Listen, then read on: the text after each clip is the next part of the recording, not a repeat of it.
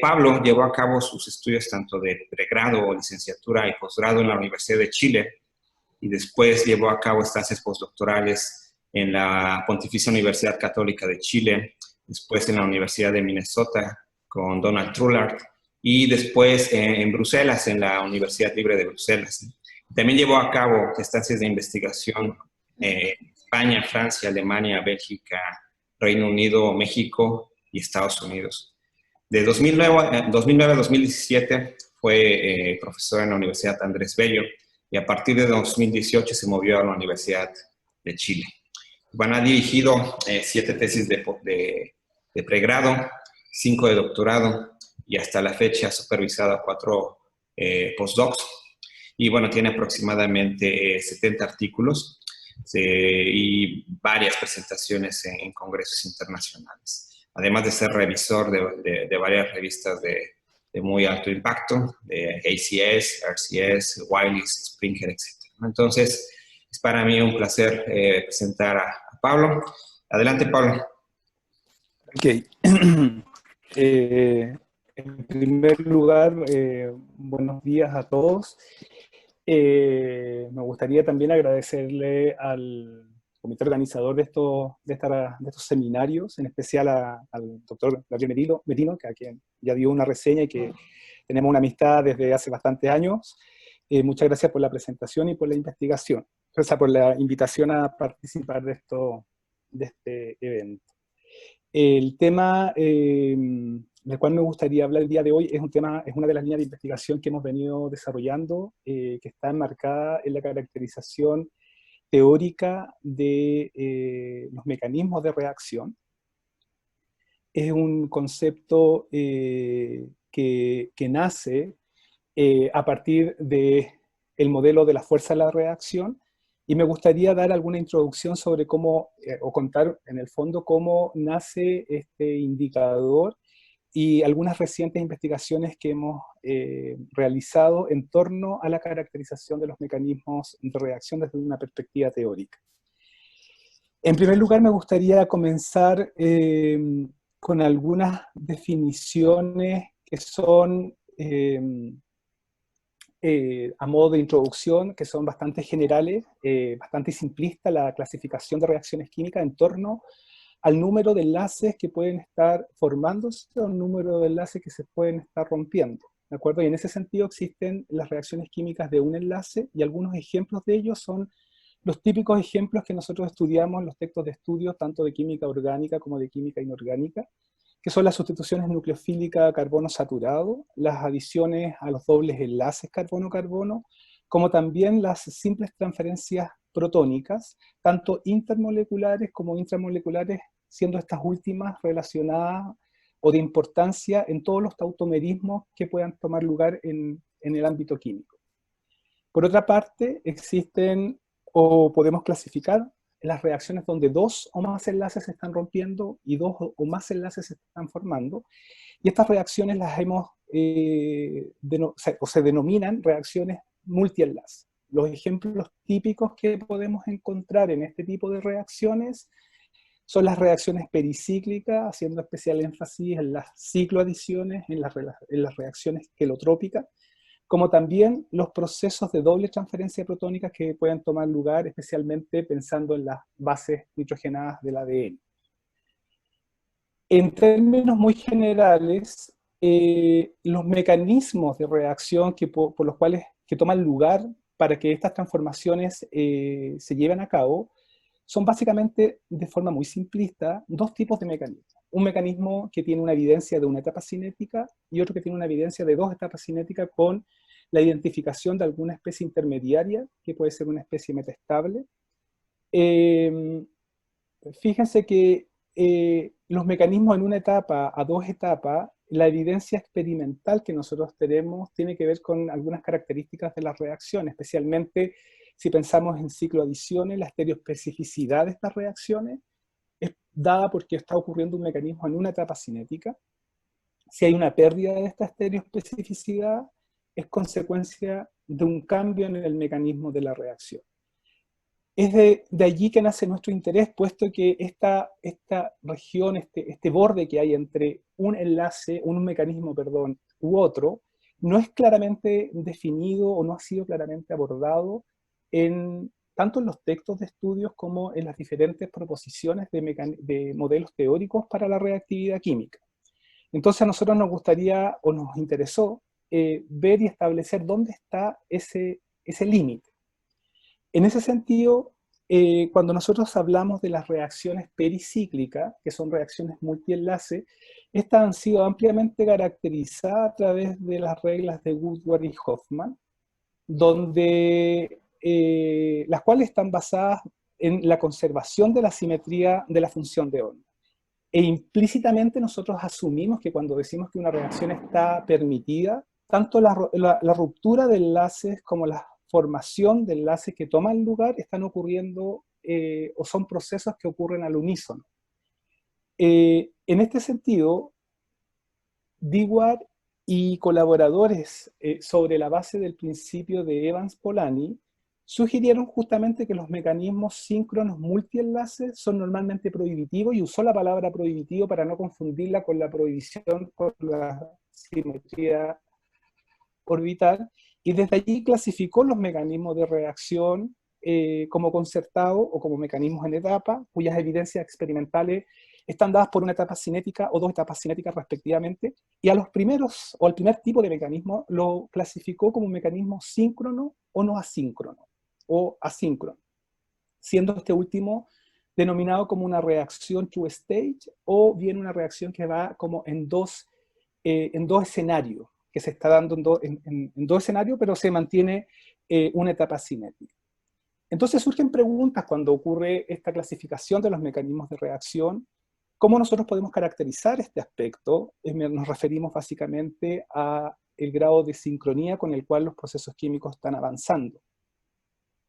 Una proposición y un criterio que ha sido ampliamente utilizado tiene que ver con un criterio de simetría que podemos encontrar en el estado de transición. Entiéndase por simetría simplemente como la diferencia que hay entre los enlaces incipientes que se están formando, por ejemplo, en esta cicloadición entre ciclopentadieno y cianoetileno. Sin embargo, este criterio nos proporciona una graduación continua en asincronicidades y no nos permite finalmente clasificar estos mecanismos de reacción desde una perspectiva más discreta, es decir, clasificando la reacción en una etapa cinética como una reacción completamente síncrona o moderadamente síncrona o completamente asíncrona. Es por ello que surge también la pregunta: ¿cómo mecanismos concertados pueden transitar o se pueden convertir en mecanismos por etapas? Entonces surge la necesidad de buscar un indicador de grado de sincronicidad que vaya más allá de la simetría o del criterio de simetría del estado de transición. Entonces, cuando nosotros nos hacemos estas preguntas, ¿cómo podemos caracterizar este asunto, este aspecto? Miramos los modelos de reactividad química que disponemos. En la lámina aparecen algunos modelos que son los modelos de reactividad. Por ejemplo, el modelo basado en una rama de la teoría funcional de la densidad que se denomina la teoría funcional de la densidad conceptual, donde desarrolla o propone un conjunto de propiedades que provienen de una aproximación perturbativa. ¿Esto qué quiere decir? Quiere decir que el perfil de energía potencial nosotros lo podemos explorar a partir de un conjunto de funciones de respuesta, que son respuestas iniciales, cómo los reactantes o las moléculas reactantes se perturban entre ellas y cómo responde el sistema frente a esta perturbación. En mi opinión, la gran limitante que tienen estos modelos de reactividad es que no consideran la posición del estado de transición, considerando que provienen de un modelo perturbativo. Es decir, estos modelos funcionan de manera bastante satisfactoria cuando los estados de transición son tardíos. Si los estados de transición son tempranos, los modelos perturbativos dejan de tener cierta confiabilidad en las predicciones que están haciendo. Por otra parte, la teoría de átomo-molécula de manera conjunta a la DFT también proporciona elementos que son bastante interesantes a la hora de caracterizar respuestas iniciales. Sin embargo,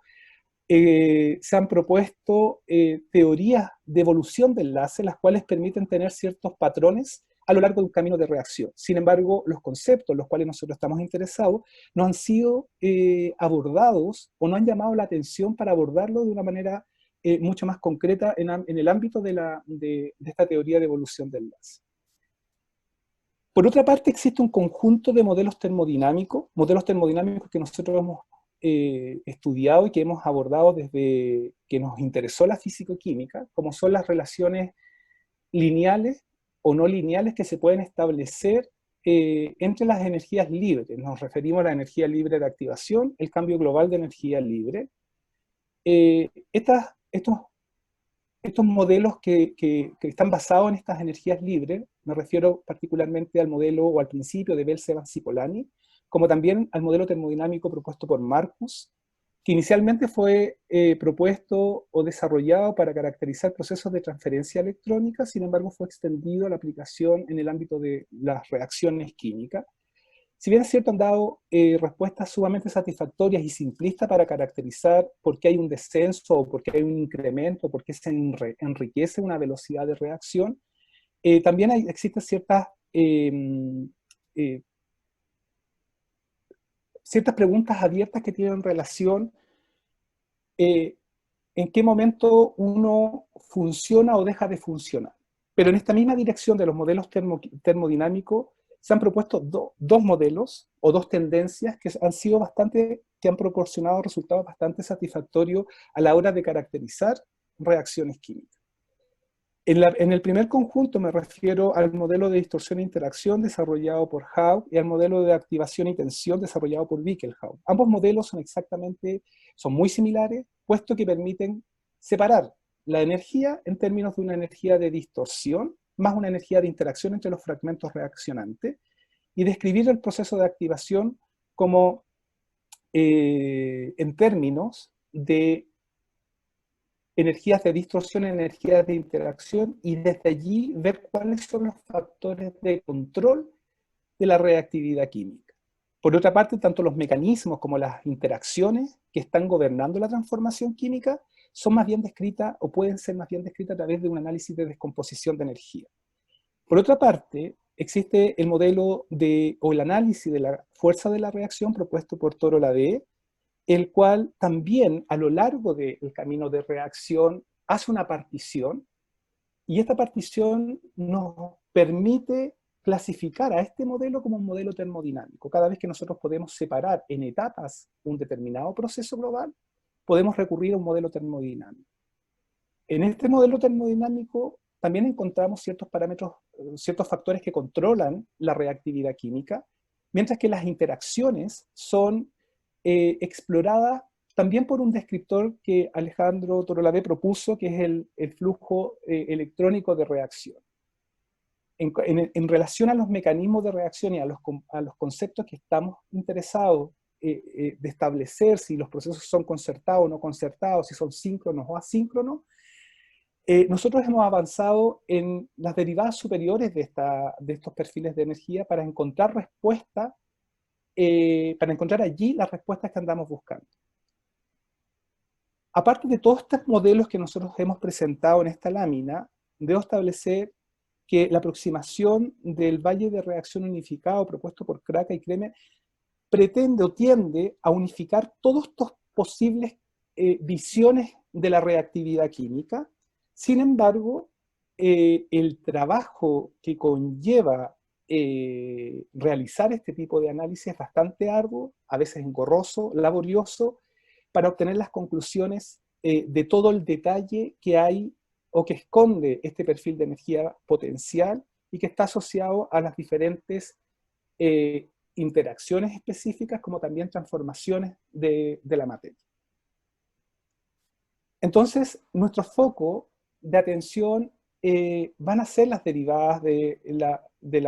los perfiles de energía potencial en el marco del análisis de la fuerza de la reacción. En la siguiente lámina traigo un poquito de un resumen sobre los modelos termodinámicos de reactividad química, donde allí nosotros podemos ver en especial los dos primeros, cómo podemos describir la energía de activación o la energía a lo largo del camino de activación como energías de distorsión, energías de interacción entre los fragmentos distorsionados, y desde allí poder analizar cuáles son los factores que controlan la barrera energética. Acá hay algunos ejemplos en el lado izquierdo de la lámina, hay algunos ejemplos de los análisis de descomposición de energía para caracterizar esta energía de interacción en términos de componentes clásicas como la energía electrostática y componentes no clásicas como la repulsión de Pauli, la energía orbitalaria o la contribución por dispersión. Este último modelo, que es el modelo de la fuerza de la reacción, que es el foco de interés en esta presentación, simplemente establecer que nuestro input, nuestro dato de entrada finalmente es el perfil de energía potencial. Con el negativo de la primera derivada se obtiene la fuerza, el cual ofrece una partición sumamente amigable en el análisis de un camino de reacción, y la constante de fuerza de la reacción, que desde la física clásica sabemos que es la segunda derivada de la energía potencial con respecto a una coordenada. Esta segunda derivada o esta constante fuerza de la reacción es la que donde nosotros hemos puesto nuestra atención para permitir encontrar un indicador del grado de sincronía o asincronía con el cual se van rompiendo o formando los enlaces químicos a lo largo de un camino de reacción. En cuanto a la activación, que es la última columna de esta lámina, tenemos cómo hay una homogeneidad entre las expresiones de barreras de energía en términos de una energía de distorsión y una energía de interacción, o de una contribución energética controlada por parámetros estructural o por un predominio estructural y otra por un predominio de carácter electrónico. Por ello es que nuestro objetivo ha sido, en el desarrollo de esta línea de investigación, proponer una propiedad que sea adecuada, que esté derivada dentro de este marco teórico de la fuerza de la reacción, como un indicador del grado de sincronicidad en reacciones de una etapa cinética.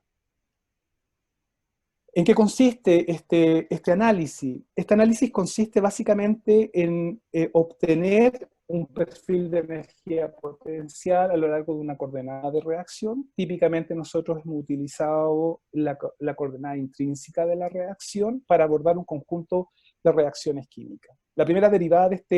este perfil energético clásico que nosotros podemos encontrar en cualquier texto de físico-química o de química teórica, el negativo de la primera derivada obtiene un patrón similar al que se muestra en la lámina, donde aparecen obviamente dos puntos críticos, un mínimo y un máximo, los cuales ofrecen una partición bastante adecuada del perfil de energía completo, donde desde reactantes hasta el mínimo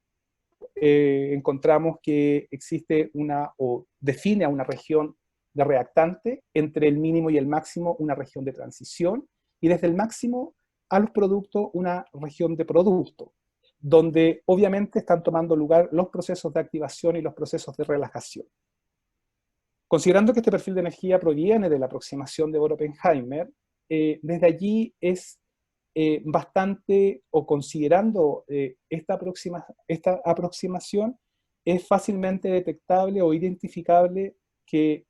tanto la primera como la tercera región existe un predominio de carácter estructural, mientras que en la región de transición existe un predominio más bien de factores electrónicos. Es decir, es en esta región donde están ocurriendo los procesos principalmente de formación y de ruptura de enlaces.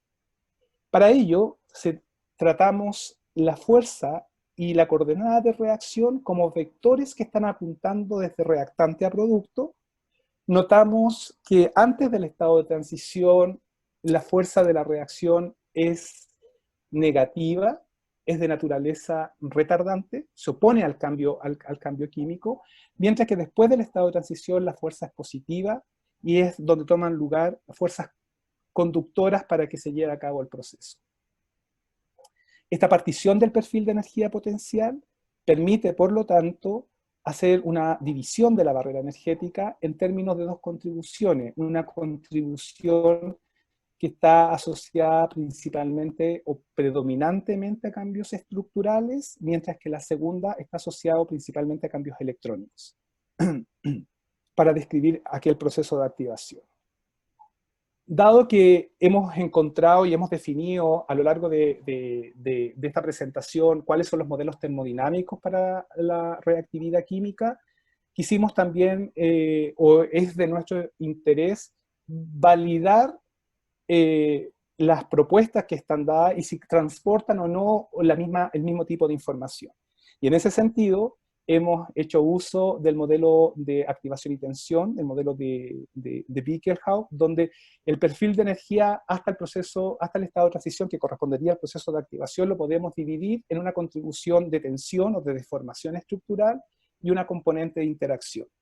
Haciendo ese análisis sencillo, podemos obtener consecuentemente una fuerza de tensión o de deformación estructural y una fuerza de interacción. Notamos que en el mínimo del perfil de fuerza de la reacción que tenemos en la lámina, que estoy señalando en este momento, fíjense ustedes que efectivamente es la deformación estructural la que determina el comportamiento de este perfil de energía potencial, tal cual como lo hemos señalado anteriormente en términos de la aproximación de Bohr-Oppenheimer. En relación a la segunda derivada de este perfil de energía potencial que da origen a esta constante de fuerza, o que define, mejor dicho, esta constante de fuerza de la reacción, nosotros obtenemos una región de transición. Y esta región de transición está en perfecto acuerdo con evidencias experimentales basadas en la espectroscopía de estados de transición desarrollada por Sewall y Polanyi, donde definen, en lugar de un estado de transición clásico como un único punto, como el punto de máxima energía de un perfil de energía potencial, lo define como un conjunto de transientes que están conectados entre ellos a lo largo de una región específica en la coordenada de reacción. Nótese que este es el perfil típico que nosotros hemos encontrado cuando comenzamos a trabajar o a explorar este tipo de análisis. Sin embargo, nos gustaría saber y dar un sentido físico a cuando obtenemos patrones completamente distintos, como el que está señalado en la lámina, donde aparecen no un mínimo, sino que aparecen dos mínimos conectados con un máximo que tiene un valor negativo en la constante de fuerza de la reacción, y es esta comparación la que nosotros hemos utilizado para definir un indicador en el grado de sincronía o asincronía del proceso de la etapa, de una etapa elemental que ocurre en una etapa cinética. Para ello nosotros hemos tomado un conjunto de reacciones multienlace, básicamente dobles transferencias protónicas como cicloadiciones. En la lámina que estoy presentando a continuación estamos viendo los típicos perfiles, los perfiles que podríamos definir como perfiles bien comportados, en el sentido de que presentan un mínimo en la constante de fuerza de la reacción. Si hacemos un close-up en la región de transición, vemos cómo el perfil de energía potencial tiene un comportamiento bastante definido, la fuerza de la reacción un comportamiento más bien o una respuesta lineal, y la constante de fuerza de la reacción presenta una imagen tipo espejo con el perfil de energía potencial, indicando que hay un único mínimo, ¿no es cierto?, en esta región. Todos estos procesos lo hemos abordado a lo largo de la región de transición, realizando o extendiendo los análisis de frecuencia a puntos no estacionarios, que son los modos que van perpendicular al camino de mínima energía. Acá arriba en la diapositiva mostramos los modos normales y las amplitudes vibracionales respectivas para el estado de transición, y notamos que el proceso es bastante síncrono. Si nos alejamos, estos vectores o estas amplitudes vibracionales se mantienen más o menos en el mismo orden. Lo mismo ocurre cuando obtenemos un mínimo en la constante de fuerza de la reacción para cicloadiciones del tipo Diels-Alder, donde todo está ocurriendo más o menos de forma síncrona y es consistente con establecer un mínimo en la constante de fuerza de la reacción. Contrario a este comportamiento, que lo podríamos llamar el comportamiento típico que podrían presentar reacciones concertadas o reacciones en una etapa cinética que son de tipo síncrono, exploramos también y hemos encontrado situaciones en las cuales están tanto en dobles transferencias protónicas como en reacciones de Diels-Alder, y que van más allá del criterio basado en la simetría del estado de transición, nos hemos encontrado con patrones totalmente diferentes a los antes presentados. Nótese que cuando hacemos un close-up en la región de transición, ya la respuesta, especialmente en la fuerza de la reacción, ya deja de ser lineal, tenemos un comportamiento más bien de tipo no lineal que da origen a este tipo de perfil de energía de constante fuerza de la reacción, donde observamos dos mínimos conectados por un máximo. Haciendo un análisis, extendiendo este análisis vibracional, podemos observar que el estado, la inflexión del estado de transición en términos de sus modos normales, vemos que las amplitudes vibracionales son bastante similares y podríamos establecer que es un estado de transición bastante síncrono. Sin embargo, si nosotros nos movemos hacia el primer mínimo, la constante fuerza de la reacción, podemos observar que hay un predominio del movimiento protónico de uno de los protones, y cuando nos movemos al otro mínimo en esta constante fuerza, predomina el otro movimiento protónico. Entonces, el quedarse solamente con la inspección del estado de transición en términos de sus frecuencias o de sus modos normales, como también de la simetría o asimetría del estado de transición, nos puede llevar a errores en la clasificación de los mecanismos de reacción. Es por ello que hemos propuesto que esta constante de fuerza de la reacción es un indicador bastante confiable a la hora de hablar del grado de sincronía o no sincronía en los procesos en una etapa simétrica. En la siguiente diapositiva mostramos también otra reacción que presenta este tipo de patrones, donde observar que presenta dos mínimos en la constante fuerza de la reacción, con un máximo. El estado de transición, en este caso, sí se muestra que las amplitudes vibracionales no son tan síncronas. Sin embargo, esto lo confirmamos, que cuando nos desplazamos al primer mínimo en la constante fuerza de la reacción, hay una amplitud vibracional que está controlada principalmente por la formación de este enlace del carbono no sustituido del dienófilo. Y cuando nos movemos al segundo mínimo, vemos el otro par de átomos de carbono que están interactuando, notando que ya existe un grado de avance considerable en la formación del primer enlace. Es por ello que con este análisis, podemos establecer o clasificar esta reacción como una reacción one step, two stage.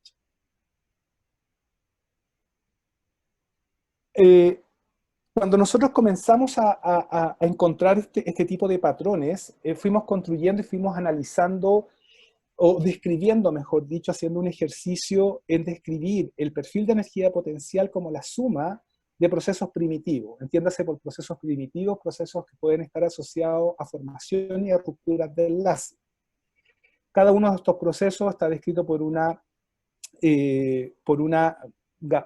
forma tipo gaussiana, la cual está señalada al final de la diapositiva, donde este perfil de energía lo podemos describir en términos de parámetros como el driving force termodinámico o la barrera de energía de activación, más algunos otros parámetros que están asociados al ancho de cada una de estas formas gaussianas.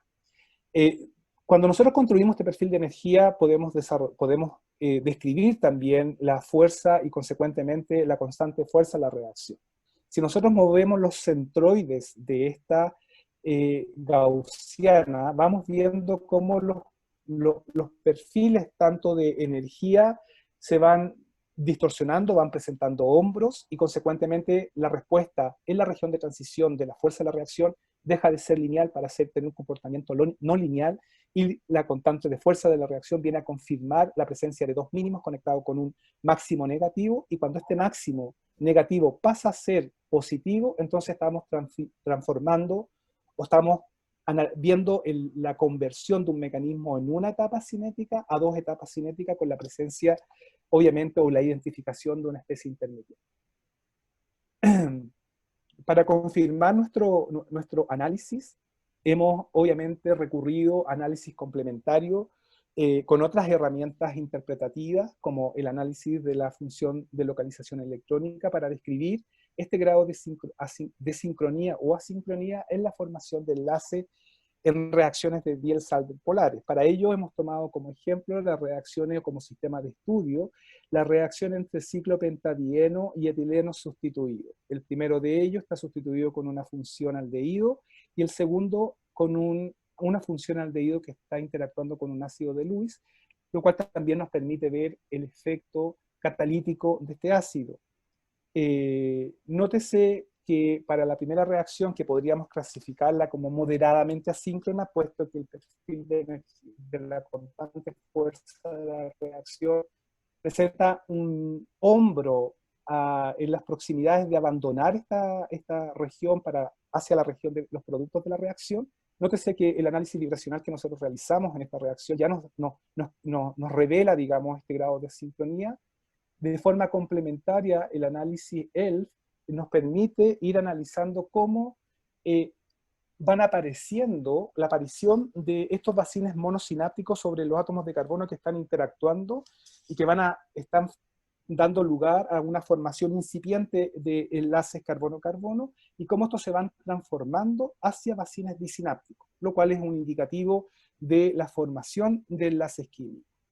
Nótese que en el mínimo de la fuerza, que es la primera, que es el que está cerca de la etapa de reactantes, no observamos ningún tipo de patrón más que la estructura tanto de enlaces como de pares libres sobre el átomo de oxígeno. Cuando llegamos al mínimo y a la posición del estado de transición, vemos la aparición de 3 bacines monosinápticos sobre los 4 centros que están interactuando para dar origen a la formación de enlaces. Nótese que cuando visitamos el hombro que aparece acá, 2 de ellos, el que involucra al carbono no sustituido del etileno, coalescen estos bacines monosinápticos para formar un bacín disináptico, que es una forma que revela una formación de enlace. En cambio,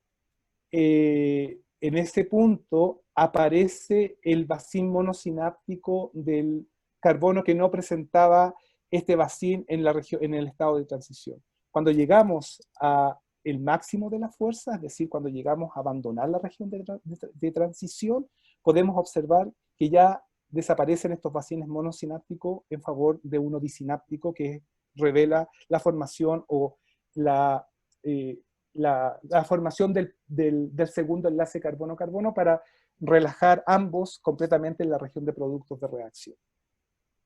De igual forma, cuando observamos ya con el efecto catalítico o el efecto del ácido de Lewis, podemos observar que este grado de esta moderada asincronía con el cual nosotros observamos previamente pasa a ser un mecanismo true state, en el sentido de que aparecen 2 mínimos en la constante de fuerza conectado con un máximo. Nótese que de acuerdo a la caracterización de los bacines que proporciona el análisis topológico de la función de localización electrónica, podemos observar que en el primer mínimo de la constante de fuerza de la reacción se observan 2 bacines monosinápticos, uno sobre el carbono no sustituido del etileno y otro sobre el ciclopentadieno. En el máximo, estos son transformados a uno, o pasan a uno disináptico, dando lugar a la formación del primer enlace. En el segundo mínimo aparece el otro par de bacines monosinápticos sobre los otros átomos de carbono que van a dar lugar, en el momento que salen de la región de transición, a uno disináptico, y desde allí comienza la relajación del sistema para formar los cicloaductos. En mi opinión, creo que cuando uno encuentra o propone ciertos descriptores o ciertas descripciones, ciertas herramientas que permiten obtener una información en la caracterización tanto de la reactividad química como de los mecanismos de reacción, siempre un análisis tipo benchmark o un análisis de la dependencia del método de elección para obtener dicha propiedad se hace necesario. Y en ese sentido nosotros quisimos abordar un análisis tipo benchmark para analizar la dependencia del grado de sincronía versus no o versus asincronía con el método de cálculo. Para ello hemos tomado 2 reacciones, una que está caracterizada como una reacción moderadamente asíncrona y otra como una reacción completamente asíncrona. Hemos abordado o hemos considerado en este estudio un conjunto de funcionales que basados o métodos basados en la teoría funcional de densidad, donde básicamente o de manera muy gruesa los podríamos clasificar entre métodos locales y métodos no locales. Este análisis fue hecho en términos de un análisis energético, tomando como valores de referencia un nivel altamente correlacionado, como el que está señalado en la figura. Hemos hecho un análisis estructural sobre la simetría o asimetría en el estado de transición, y hemos hecho un análisis de la constante fuerza en la reacción.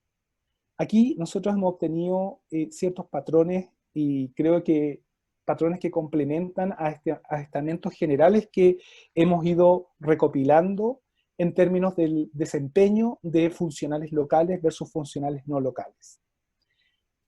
Fíjese que en este caso nosotros podemos notar que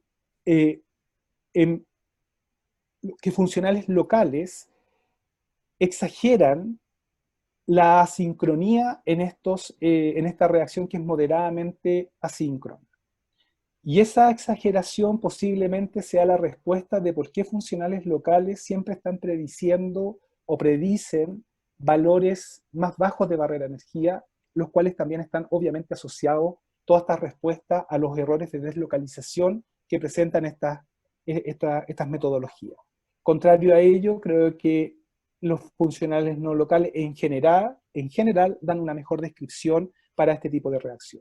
Esto lo podemos confirmar en la siguiente diapositiva, donde para una reacción asíncrona, incluso funcionales locales predicen una reacción que va más bien casi por etapa, o próximamente por etapa, donde nuevamente se ve la exageración o la exacerbación de la asincronía en la descripción de estas reacciones. Por ello, cuando nosotros comparamos los métodos basados en la DFT, métodos locales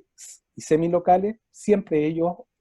al menos en estos ejemplos que nosotros hemos analizado, predicen una barrera de energía más baja que métodos no locales. La razón o el complemento a este estamento que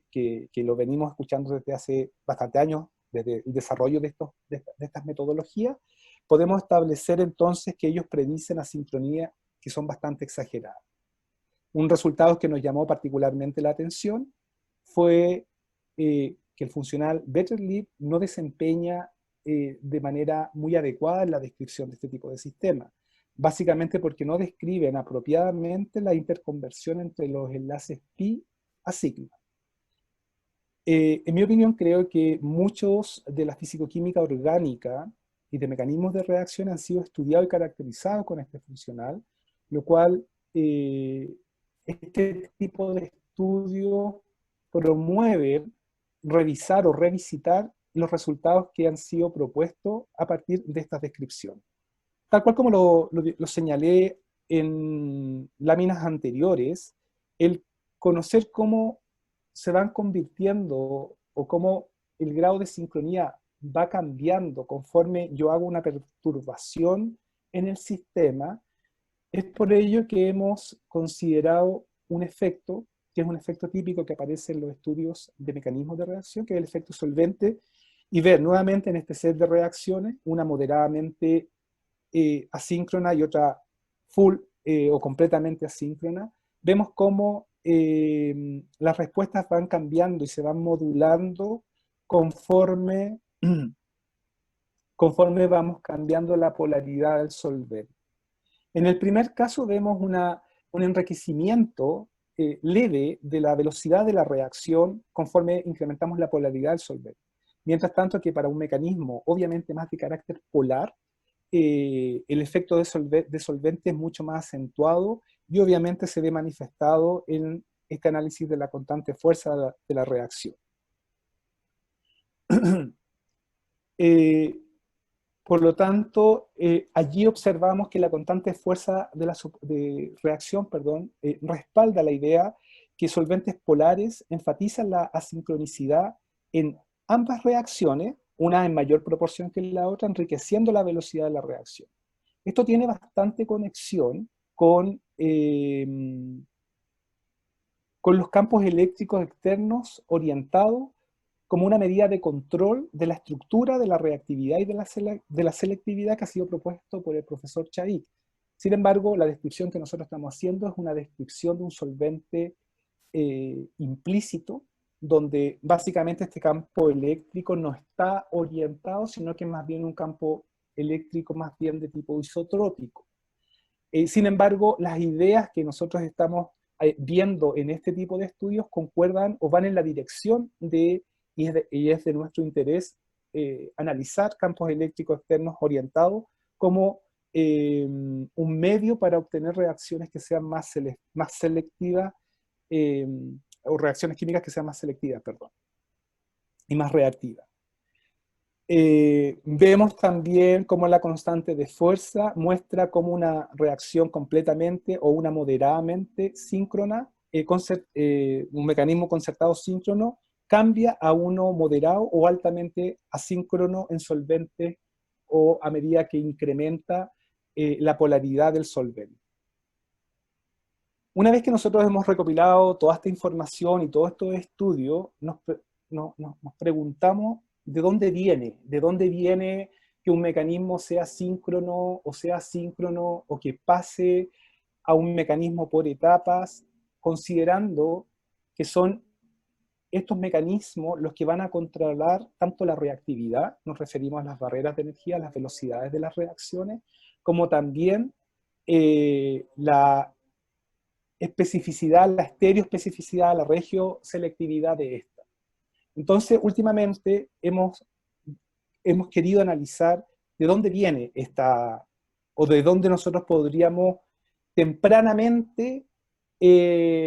reconocer si un mecanismo va a ser más bien de tipo síncrono o asíncrono, y viendo la posibilidad de llevarlo por etapas. Antes de eso, me había adelantado, otro ejemplo que me parece que es súper relevante traerlo en esta presentación es el de las cicloadiciones 1,3 dipolares entre dipolos 1,3 y etilianos monosustituidos. Para ello hemos explorado, en esta reacción de cicloadición, hemos explorado un conjunto de dipolos, una familia de dipolos, con un conjunto de etilenos sustituidos, desde grupos fuertemente electrón dador a fuertemente electrón aceptor. Este es un trabajo que lo estamos pronto a someter, que nos permitió analizar el grado de la sincronicidad sobre este tipo de cicloadiciones, y fuimos viendo cómo desde un sustituyente de tipo electrón dador a uno electrón aceptor, fuimos viendo cómo la reactividad y el mecanismo va cambiando, desde síncrono a uno asíncrono. Este análisis nos permite a nosotros explorar y así ir más allá de estas relaciones entre cinética y termodinámica, principalmente el principio enfocado en el principio de Bell-Evans y Polanyi.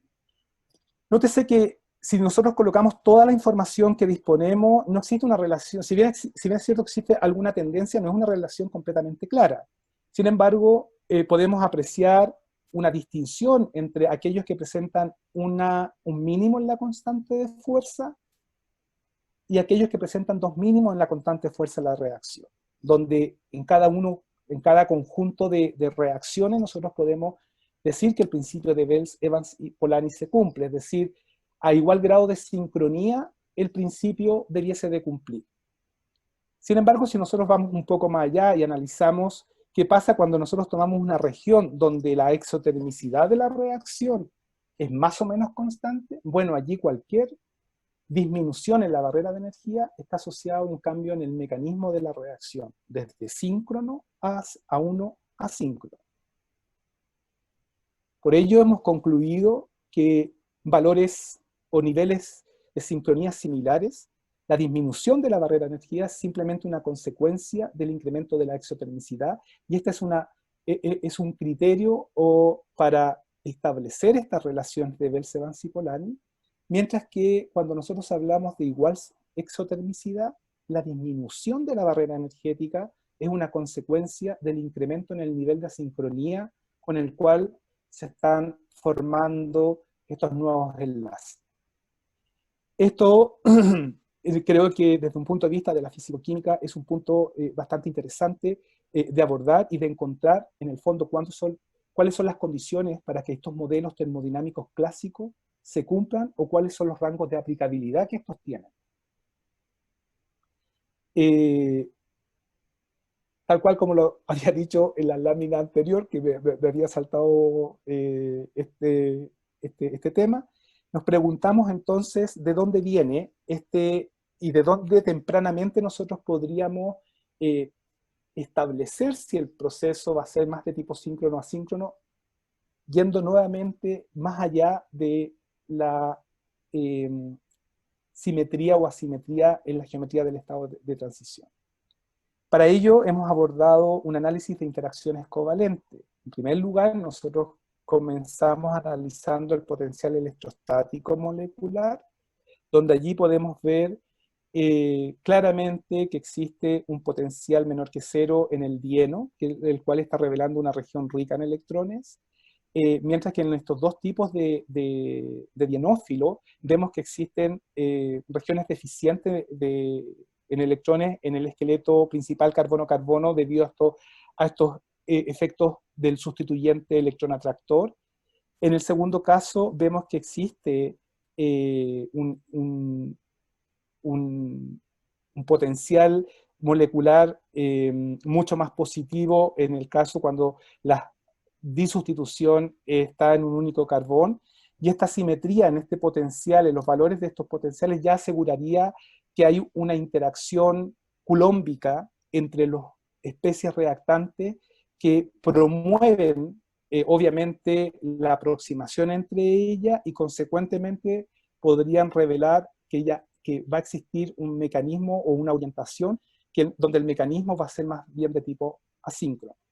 Este análisis nos permitió demostrar que estos potenciales electrostáticos moleculares pueden proporcionar una comprensión dentro del modo de orientación inicial de los dienos y de los dienófilos, donde se podría focalizar sobre o predecir si los procesos van a ser de tipo síncrono o asíncronos. Y últimamente hemos querido ver si es que nosotros podemos hacer una aproximación del espacio real a este análisis de la fuerza de la reacción, si nosotros podemos predecir o podemos considerar un reconocimiento molecular muy temprano como un indicador o que nos va a guiar o que nos va a indicar si los procesos van a ser síncrono o asíncrono. Para ello, hemos considerado la siguiente aproximación, en el sentido de que los cálculos o las metodologías IRC nos proporcionan información o el camino desde el estado de transición hasta los productos o desde el estado de transición hacia los reactantes, hacia un complejo reactivo de los reactantes, es decir, un complejo intermolecular, y desde allí, ese complejo intermolecular, si nosotros los separamos a una distancia lo suficientemente que lo podríamos considerar como infinita, donde ellos no se estén interactuando, los reactantes aislados. Entonces, lo que hicimos fue tomar un par de reacciones que ya habíamos estudiado y fue proyectar la distancia, algunas distancias de estas moléculas reactantes en el IRC y alejarlo lo suficientemente posible y desde allí abordar un análisis basado en el índice NSI que revela tanto interacciones no covalentes o enlaces, interacciones covalentes o intramoleculares como intermoleculares. Entonces los resultados que obtuvimos fueron bastante interesantes, puesto que en ambas situaciones nosotros podemos considerar que un temprano reconocimiento molecular que puede ser develado por el NSI ya nos indica de si los procesos van a tomar lugar de forma síncrona o asíncrona. Es decir, la constante de fuerza que revela el grado de sincronía es confirmado por este reconocimiento molecular temprano. Es decir, cuando una vez que los sistemas se encuentran o empiezan a sentir cierto reconocimiento, desde allí ya se puede predecir o puede inducir a que va a haber un grado de sincronía o asincronía, y consecuentemente si esto lo podemos extender a otro tipo de propiedades como selectividad o estereoselectividad de las reacciones, este análisis también debiese de revelar dichas características. Tal cual como lo hemos dicho, la constante de fuerza describe cuán orquestados están la formación y las rupturas del enlace, mientras que el NSI nos indica cómo evolucionan los enlaces intermoleculares e intramoleculares. El aspecto que nosotros consideramos que fue innovador en este tipo de análisis fue incluir la formación del complejo reactante a lo largo de un camino de reacción, los cuales por medio del NSI nos permitió revelar una temprana o un temprano reconocimiento molecular y obviamente el rol que éste juega en determinar el grado de sincronía o asincronía en procesos de una etapa. Quiero decir que todo el análisis que nosotros hemos hecho está sujeto a cálculo o están basados en cálculo de coordenada intrínseca de la reacción. Es una mirada más bien estática del proceso. Otro interés que nosotros tenemos es ir incorporando qué rol pueden estar jugando también trayectorias u otras trayectorias, y eso implica incluir un análisis más bien dinámico de este tipo de procesos. Otras aplicaciones que me gustaría mencionar, dado que estos son sistemas, modelos que nosotros hemos utilizado para caracterizar cicloadiciones, para caracterizar dobles transferencias fotónicas y extender este tipo de modelo a sistemas de una mayor envergadura, me gustaría mencionar que hemos trabajado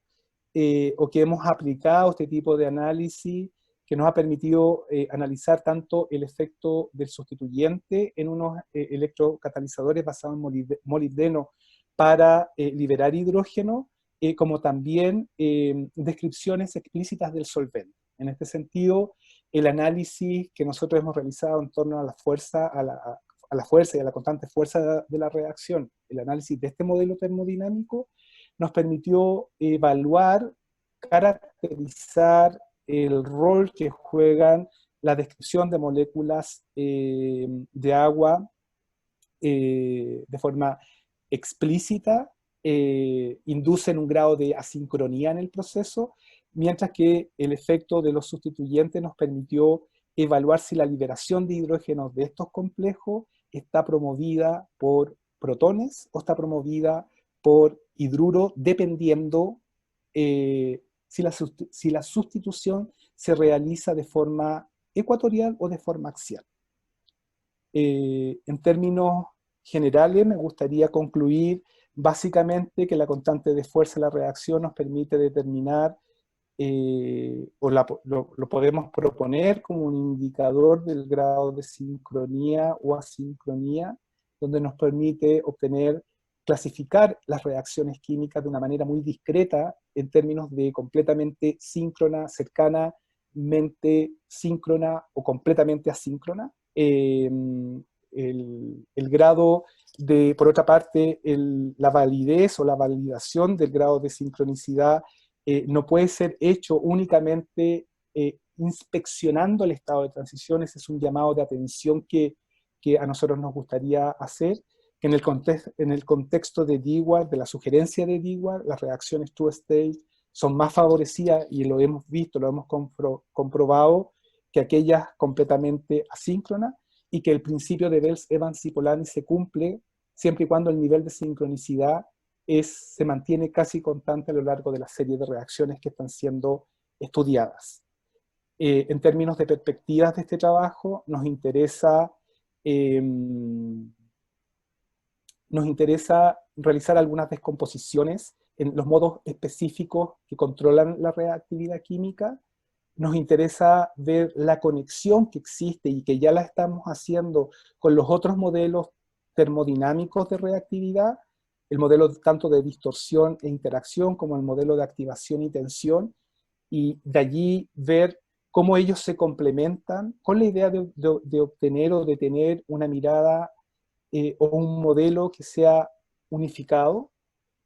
pero que no sea tan complejo a la hora y tan laborioso a la hora de ejecutar y de obtener los resultados. Nos gustaría en ese sentido encontrar un camino, un modelo más unificado que esté basado en las descripciones termodinámicas que hemos señalado en esta presentación.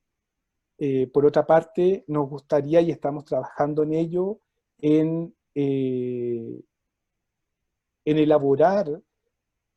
una descripción que involucre los aspectos que están asociados a la forma del perfil de energía potencial, para así encontrar cuáles son las condiciones para que un conjunto de reacciones tengan un régimen de tipo BEP, es decir, de tipo basado en el principio de Bells, Evans y Polanyi, como también un régimen tipo Marcus, que es otro de los modelos termodinámicos que ha sido ampliamente utilizado. Encontrar cuáles son las condiciones, la forma del perfil de energía, tomar en consideración el ancho de las barreras de energía que puede estar dado o que está dado entre el mínimo y el máximo de la fuerza, tener todas estas consideraciones para así poder encontrar cuándo funciona un modelo, cuándo deja de funcionar y empieza a operar otro modelo termodinámico. Finalmente me gustaría agradecer a las personas y colaboradores que han estado involucrados en el desarrollo de esta línea de investigación, a los doctores Yepes y Barrales, a los profesores Murray y Politzer Contreras García, con los cuales hemos tenido una estrecha colaboración, al financiamiento, y agradecerles finalmente a ustedes por su atención y la invitación a presentar este seminario. Muchas gracias.